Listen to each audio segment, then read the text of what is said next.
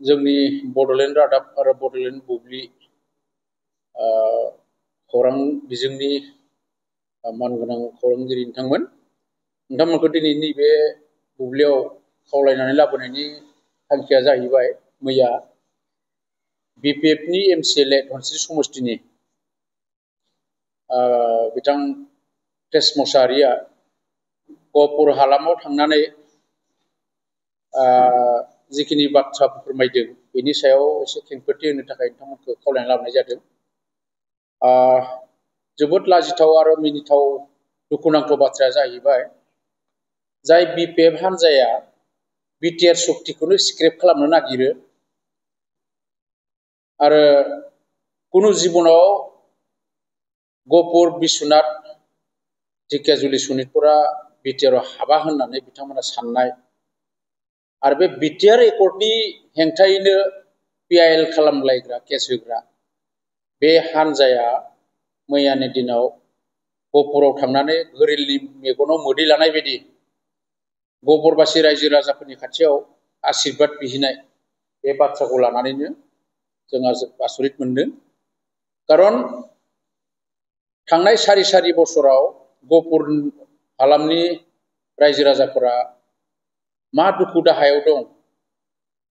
मा खैदां खैफोदाव दङ बेखौ खबर लानो थाखाय बिथांमोना सम गैयामोन। नाथाय इलेक्शना फैनायनि थाखाय आरो बे गहपुर बिश्वनाथ सारियाली आरो सनितपुरनि गोबां ओनसोला दिनै जोंनि BTRआव हाबबाय आरो बे ओनसोलखौ फैगौ सेप्तेम्बर दाननि गेजेराव जि मोनसे साधारन बिसायख'थि जानो थांदों बेहाय जोंनि रौता धनसिरि आरो हरिसिङायाव बिथांमोनखौ सोसननानै जि बिसायख'थि फाथिनो आखायाव लादों आरो बिनिनो भट बिनाय हिसाबै केम्पिं खालामनो जोंनि बे धनस्री समष्टिनि MCLA प्रेस मसाहारिया बेयाव नुजाथिहैनानै गाव बे ओनसोलनि रायजो राजाफोरनि खामानि मावनो होननानै सारि बोसोरनि उनावहाय आशीर्बाद बिनो थांदों। बेयो जोबोद लाजिथाव आरो मिनिथावथाव मोनसे जाथाय। खारन बे सारि बोसोराव बे ओनसोलनि रायजो राजाखौ रावखौबो खबर लाफेराखै। दा थांनानै दिनै बिथाङा जि मोनसे बोर बा आशीर्बाद नांगौनो बिथांनो मोजांनि खोथा, आशीर्बाद लानो हानाया मोजांनि खोथा, खिन्थु बिथांमोन बायदि मानसिनो बे ओनसोलनि रायजो राजाफोरा आशीर्बाद होथावना जि मोनसे सम बे दिनै जायाखै। दिनै बिथांमोनखौ बे ओनसोलनि रायजो राजाफोरा मुगैनांगोन। खारन बिथांमोना बे ओनसोलनि मोजांखौ लुबैयाखै। 2020नि जि मोनसे BTR सक्ति बे सक्तिनि एगेन्स्टैसो बिथांमोना केस होदों आरो बे ओनसोलखौ मालाबाबो BTRआव हाबा होननानै बिथांमोना उल्थायै बाथ्रा बुंबोबाय थानाय आरो बिथांमोन बायदि मानसिया दिनै बे ओनसोलाव थांनानै आशीर्बाद बिहैनाया जोबोद लाजिथाव जादों। आरो जाय माबाया प्रेस मसाहारि बिथाङा आशीर्बाद बिदों मोजांनि खोथा आरो बिथाङा बे गहपुर ओनसोलनि हालामनि जौगाथायनि थाखाय बाथ्रा बुंदों मोजांनि खोथा। BTC ओनसोलजों कम्पेयार खालामना बुंदों बे ओनसोला जोबोद गोग्लैसोनाय लामा सामा होनना। थिगानो दङ। नाथाय मोनसे सोंलुआ बेसो जाय प्रेस मसाहारिया दिनै सारि बोसोर MCLA जाबाय बिथाङा दिनैनि दिनाव गहपुर बिश्वनाथ सारियाली बे ओनसोलनि बयनिख्रुइ धोनि सासे व्यक्ति। बिथाङा ना साहा बागानानो गैया ना माबा मोनसे बिथाङा गिदिर बिजनेसआनो गैया। जों मिन्थिनायाव बिथाङा गोबां साहा बागान दङ आरो जोंनि बे अदालगुरियाव बिथाङा थानानै जों नुनो मोनदों बियो जोंनि अदालगुरि ओनसोलनि बयनिख्रुइबो धोनि व्यक्ति। जों बेखौसो सोमोनाङो बिथाङा जुदि जातिखौ बिराद मोजां मोनग्रा गहपुर ओनसोलनि रायजो राजाफोरखौबो जुदि अनसायग्राबा बे सारि बोसोराव बोरै इसिबां कौटिपति जाखो बेखौ जों साननो गोनां जायो। खारन बिथाङा थांनाय 30 बोसोर बर' हारिनि थाखाय खामानि मावनो ओंखारबोदों होननानै बुंदों। नंगौ ओंखारबोदों आरो खामानि मावदों, बिनि थाखायबो बिथांखौ जों साबायखर होदों। नाथाय बिथाङा बे 30 बोसोरनि गेजेराव जिखिनि हारिनि नाम लानानै थाखा फैसा खामायबाय बेसो जोंहा बिराद साननो गोनां। आरो बेबायदि व्यक्तिया माबोरैहाय गहपुर हालामनि रायजो राजाफोरनि दुखु दाहाखौ मिथिनो बिलाय। दिनै खुगायाव बुंदों बे गहपुर हालामनि रायजो राजाफोरनि दुखु दाहानि खोथाखौ आरो बिदि बुंनानै बिथाङा दिनै गहपुर हालामनि रायजो राजाफोरखौ मोनसे मिसलिड खालामनो नागिरदों आरो बेनिखायनो गहपुर हालामनि रायजो राजाफोरा सिनायनाया मोजां जे बिथाङा दे बर' हारिनि थाखाय मोजां सिन्था खालामा बर' समाजनि थाखाय मोजां सिन्था खालामा बेफोरनो मोनसे उदाहरन खारन इसिबां गेदेर आन्दलन खालामनाय मानसिया बोरै सारि सारि बोसोर कौटिपति जानो हाखो हारि दानायनि नामाव बिथाङा बबेथिंनिफ्रा माबा मोनसे जाख्ल'आखैथ' जोंहा सोंलु बेबायदि हाजार हाजार सोमावसारारि बिथांमोन दङ बिथांमोनाथ' बेबायदि माहाजोन जायाखै बेबायदि धोनि नङा এই गतिके बिथाङा जेसेबांखि माने बुङा मानो बिथाङा गहपुर हालामनि रायजो राजाफोरखौ अननो रोङा बिथाङा राजनीतिक भाबै बिसायख'थियाव देरहानो थाखायसो दिनै बेहाय थांदों आरो बेजों गहपुर हालामनि रायजो राजाफोरा मालाबाबो मोजां जानाय नङा बेनिखायनो गहपुर हालामनि रायजो राजाफोरखौ जों खावलायदों मानसिखौ सिनायनाया मोजां बेबादि व्यक्तिजों मालाबाबो जोंनि बे ओनसोलनि बे हारिनि जौगाथाय जानाय नङा बेखायनो जों एसे सिनायनाया मोजां जागोन दा बेखायनो बिथाङा बारे बारे बुंदों हाग्रामा महिलारि बिथाङा सिफ जागोन होननानै बुंदों सरकार फैगोन होनना बुंदों दिनै बिथांमोननि अबस्थाया जोबोद गाज्रि एक नाम्बाराव प्रेस मोसाहारिनि धनस्रि समष्टियाव दिनैनि दिनाव जों बुंगोन बिथाङा भुलावबो देरहानो हानाय नंलिया थांनाय बाराव देरहानायखौ लानानै बिथाङा मोनसे खोब इन्टारेस्टआव दङ मोनसे फुर्तियाव दङ बे जाबाय थांनाय बाराव प्रमोद बर' आरो गोविन्द बसुमतारीखौ नन बड'नि हा सेना लागोन नन बड'खौ होखारगोन होननानै बुंनानै सानैसो नन बड'फोरखौ मोनसे सन्देश होनानै बिथांमोननिफ्राय भट मोननानै देरहादोंमोन नाथाय दिनै नुबाय प्रमोद बर'नि जि मोनसे खामानि मावनाय 35 लाख बिटिसि बाखि रायजो राजाफोरनि बयबो हारिनि जौगानायनि थाखाय राव थुनलाइ हारिमु जौगानायनि थाखाय जिखिनि मिशन भिजन लानानै खामानि मावदों नैबेखौ नुनानै दिनै बिटिसि ओनसोलनि बेसेबां नन बड' मानसिफोर दङ अना ट्राइबेल बिथांमोना दिनै प्रमोद बर'नि सायाव जोबोद मोनसे फोथायनाय आरो मोजां मोननाया फैदों बेनिखायनो दिनैनि दिनाव धनसिरि समष्टिनिफ्राय प्रेस मोसाहारिया जेननाया 100% बेखौ कुनु दिना प्रेस मोसाहारिया नैथि खेबनि थाखाय धनसिरिनिफ्राय देरहाखाया आरो बे सानदों गहपुर हालामनि जिखिनि हाबदों धनसिरि समष्टियाव बेखिनिखौ लानानै बिथाङा देरहानो थाखाय नेरानेफोरा नाजानाय बेखौ दिनै जों हमनो हादों नाथाय जों बुंगोन दिनैनि दिनाव बिथाङा बे ओनसोलाव भट मोननाय नंला आरो देरहानाय नंला बेनिफ्राय थांनाय चरण बर'नि खोथाखौ बुंदों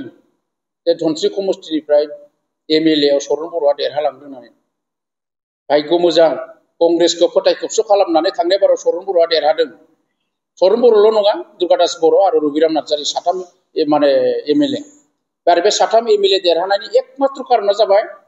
आसामाव मोनसे महाजुथ होननाय मोनसे कंग्रेसनि लिडावहा जादोंमोन आरो बे हानजायाव हाबनानै धनसिरि समष्टियाव बा माजबाद समष्टियाव जेसेबांखिनि इउडिएफ आरो कंग्रेसनि भट मोननानै चरण बर'आ खुनुरुखुम देरहादों कालाइगावआवबो बेनो दुर्गादास बर'आ महाजुथनि शक्तिजों देरहादों रबिराम नार्जारीया वेस्ट क'क्राझारनिफ्राय जेराव ट्राइबेलनिख्रुइबो बारा मुस्लिम भट दङ बे जायगायाव बेखौ लानानै देरहादों एबाराव लिरनानै होगोन चरण बर'आबो देरहाया कुनु जुक्ति गैया देरहानायनि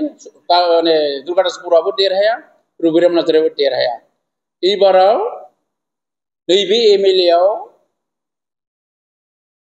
बिपिएफआ नील मारिगोन बिटिसिआव बिथांमोना जेसेबांखि बाब्राबा दिनैनि दिनाव मोनसेबो समष्टि बिपिएफआ देरहानो हागोननि माबा गैया कारन थांनाय बाराव 10टायाव मोनसेल' देरहाखादों उदालगुरि माबायावहाय जिल्लायाव आरो बिनिनो बे प्रेस मोसाहारिया धनसिरि समष्टिनिफ्राय देरहादों दिनैनि दिनाव प्रेस मोसाहारिनि समष्टिया जोबोद माने दुर्बल बिपिएफनि अबस्थाया कारन बिथांमोनजों दिनै नन बर' गैया आरो बर'फोरा दिनै बिटिसिखौनो स्क्रेप खालामनो नागिरो बेखौ लानानै दिनै गहपुर ओनसोलनि रायजो राजाफोरा माबोरैहाय बिपिएफनो भट होनो जाय बिपिएफआ गहपुर सनितपुर बिश्वनाथ सारियालिखौ बिटिआर आव हाबनायखौ मालाबाबो लुबैयाखैमोन आरो भुलावनो बे ओनसोलनि रायजो राजाफोरा जुदि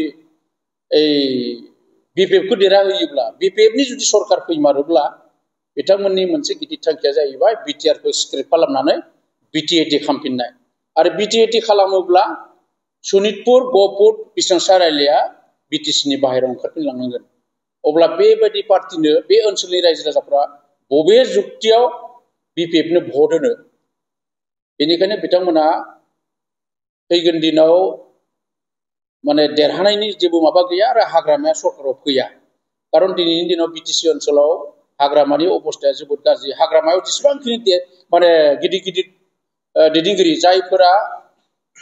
हाग्रामानि बे बिपिएफखौ दैदेनबोदोंमोन चन्दन ब्रह्म खाम्फा बरगयारि हितेश बसुमतारीमोन बायदि आरो गोबां दैदेनगिरिफोरा दिनै बिपिएफ नागारजोब्बाय इउपिपिएलआव फैबाय आरो दिनै प्रमद बर'खौ साख्रि होनो हाया जेबो होनो हाया होनना बुंदोंमोन नाथाय दिनै प्रमद बर'आ बिना फैसा गावबा गावनि क्वालिटि गोरों क्वालिटि टेलेन्टखौ लानानै जायफोरा टेलेन्ट दङ बिथांमोना दिनै फ्रि साख्रि मोननो हादों आरो बेनिफ्राय दिनै बिटिआरनि गासै रायजो राजाफोरा दिनै गासैबो दिनै बुंनो हमदों देखसाखै प्रमद बर'आ निका आरो स्वच्छ मोनसे इन्टारभिउ फाथिनानै बिटिसिनि जायफोर आनइमप्लयड बिथांमोनखौ साख्रि होदों आरो बेनिखायनो दिनै बिटिसि बासि रायजो राजाफोरा अनलि इउपिपिएलनि फारसे दङ आरो बे हिसाबैनो दिनै बिथांमोना जेसेबांखि गोदान जायगायाव थांनानै जेरै गहपुर बिश्वनाथ सारियालि बा सनितपुरावहाय थांनाय 17 बोसोराव जेरै बिटिसि बाखि रायजो राजाखौ थगायनो हादोंमोन एबारावबो बे ओनसोलनि रायजो राजाफोरखौ थगायनो हागोन होननानै बिथांमोना बेयाव माने नुजाहैदों नाथाय आं फोथायो गहपुर बिश्वनाथ सारियालि सनितपुरनि रायजो राजाफ्रा एसेबां बुरबक नङा बिथांमोननि बुंनायाव रावबो दोरोदा रावबो सापर्ट खालामा बेनिखायनो बिथांमोननि बे सिकारा फेलें जागोन आरो आं खावलायगोन आंनिफ्राय बे सनितपुर गहपुर आरो बिश्वनाथ सारियालिनि रायजो राजाफोरखौ एसे सांग्राङै बिपिएफखौ सिनायनो नाजानाया गाहाम जागोन आरो बे बिपदनिफ्राय बारग'नो थाखाय आं नोंथांमोनखौ खावलायो प्रेस मसाहारि बिथाङा फंसे बाथ्रा बुंबावदों जे दा गोदानै बे ओनसोलनि सार्कोल अफिस भिसिडिसि अफिस बायदिसिना अफिसनि खामानिखौ बिथाङा मावगोन होननानै माने खोथा होदों किन्तु बेखिनि खामानिखौ दिनै प्रमद बर' बिथाङा सान हर मावगासिनो दङ बे हालामनि जुरिडिक्सना बबेथिं थांनांगौ बबे मा जानांगौ बे ओनसोलनि सुबिदा बायदि खामानिखौ मावनो थाखाय प्रमद बर'आ दिनै राते माने सान हर खामानि मावबाय थादों बे गतिके सरकाराव फैयालासिनो थानानै प्रेस मसाहारिया दे मावगोन होनना बुंनाय खोथाया मा जुक्ति दङ दिनै बेखिनि खामानिखौ जोंहा प्रमद बर' बिथाङानो मावगासिनो दङ आरो मावगोन सार्कोल अफिसा बबे जानांगौ भिसिडिसि अफिसा बबेखौ लानानै जानांगौ खारन जों मिथिनायाव बे गहपुर बिश्वनाथ सारियालि सनितपुरनिफ्राय आरो गोबां गामिया जोंनि बे बिटिआरआव हाबबावगोन आरो बे गासैखौबो लानानै जोंनि बे ओनसोलाव जिहेतु जोंनि बिटिसिआव 60टा समष्टि जागोन डिलिमिटेसन जाफिनबावगोन आरो बे डिलिमिटेसन जायोब्ला बे गासै सिमाया थिग जाजोबोब्ला बे ओनसोलनि अफिसियेल जिखिनि खामानि मावनांगौ भिसिडिसि अफिसानो जा बा सार्कोल अफिसानो जा जेसेबां माने सरकारि बिफाननि जि खामानि बेखौथ' प्रमद बर'आ मावगोन आरो खारन दिनै प्रमद बर' मावनायखायनो दिनै